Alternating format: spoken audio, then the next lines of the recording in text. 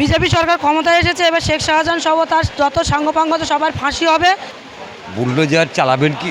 একদম মূলত যে ইস্যুটা আমাদের কাছে বড় ভাইটাল, সেটা হলো আজকের ভারতবর্ষে নয়, এই পশ্চিমবঙ্গে আইন ব্যবস্থা আজকে দুর্বল, যে আইন ব্যবস্থার আজকের কোনো নিরাপত্তা নেই, সেই আইন ব্যবস্থাকে নিরাপত্তা দেওয়া। টোটাল এই বসিরহাট সাংগঠনিক জেলার মা বোনেরা বুলডোজার চালাবে, ঝাঁটা বুলডোজার। আমি মা হিসেবে গর্বিত যে আজকে আমি একজন নারী হয়ে, মা হয়ে আমি এই লড়াই করতে পেরেছি এবং সেই লড়াইয়ে সফলতা পেয়েছি। নিজেদের কোনো রকম কোনো স্বাধীনতা ছিল না এই পশ্চিমবঙ্গে। এই হিঙ্গলগঞ্জের এই লড়াই শুধু রেখা পাত্র লড়াই না, এই লড়াই হিঙ্গলগঞ্জের 15 বছর ধরে যে অত্যাচারিত মানুষ, যে আজকের এই হিঙ্গলগঞ্জ বিধানসভায় বসবাস করে চোখে জল ফেলেছেন, তাদের লড়াই।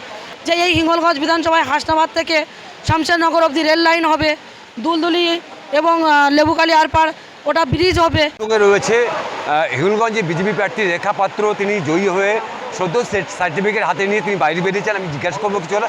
দিদি, আপনি এই জয় পেয়েছেন, যেখানে একেবারে মাটি কামড়েছিলেন যে হিঙ্গলগঞ্জ বিধানসভা, আপনার উপরে অনেক ঝড়ঝাপটা চলে এসেছে, তৃণমূলের হাতমাত বাহিনীরা আপনার উপরে আক্রমণ করেছে, আপনি বিভিন্ন সময় মেজাজ হারিয়ে বিভিন্ন রকমভাবে কথা বলেছেন।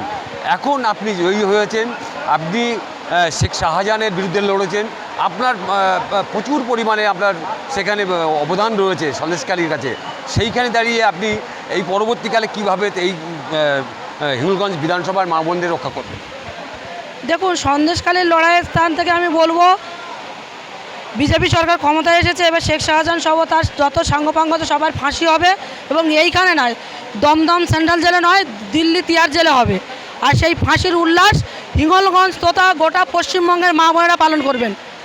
আর এই হিঙ্গলগঞ্জের এই লড়াই শুধু রেখা পাত্র লড়াই না, এই লড়াই হিঙ্গলগঞ্জের 15 বছর ধরে যে অত্যাচারিত মানুষ, যে আজকের এই হিঙ্গলগঞ্জ বিধানসভায় বসবাস করে চোখে জল ফেলেছেন, তাদের লড়াই।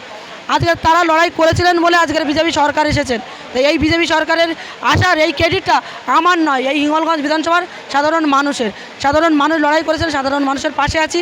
এবং যে এখনও অবধি যারা এই হিঙ্গলগঞ্জ বিধানসভায় ভাবছেন যে বিজেপি সরকার এসেছে তো কী হয়েছে, আমরা আমাদের রাজ চালিয়ে যাব, কিন্তু নয়।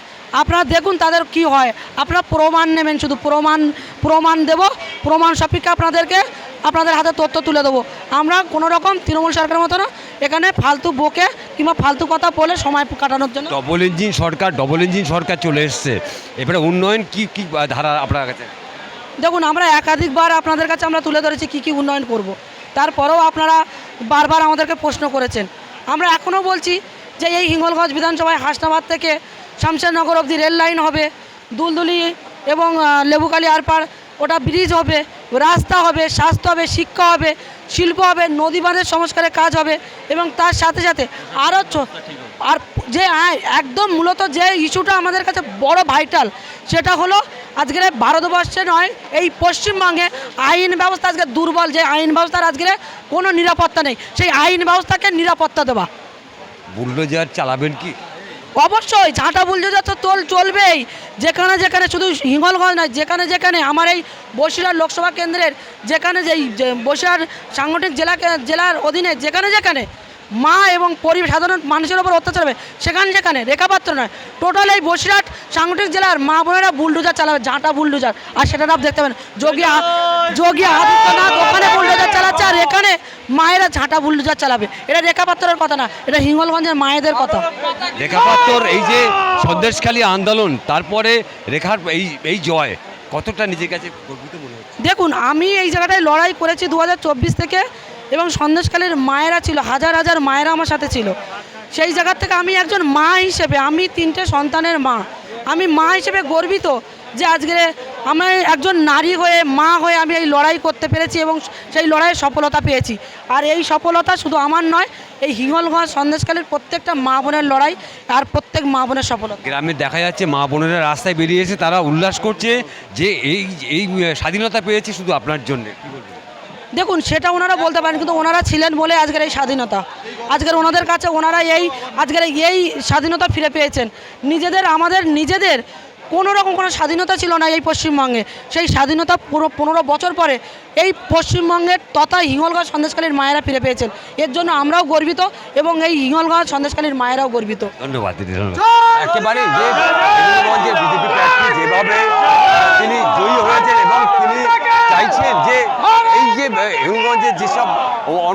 এলাকা রয়েছে রাস্তাঘাট ব্রিজ এবং সমস্ত বিষয়ে উন্নয়ন করবেন এবং সেই এলাকায় দাঁড়িয়ে একেবারে কিন্তু পরিষ্কার তিনি জানাচ্ছেন যে যেভাবে মানুষের পাশে দাঁড়িয়েছেন সন্দেশখালী আন্দোলনে ঠিক সেইভাবে হিঙ্গলগঞ্জ এবং গোটা বিধানসভা জুড়ে এবং তার পাশাপাশি বসিরহাট মহকুমা জুড়ে তিনি উন্নয়ন এবং মা বোনেদের তাদের নিরাপত্তা নিয়ে তিনি ভাববেন।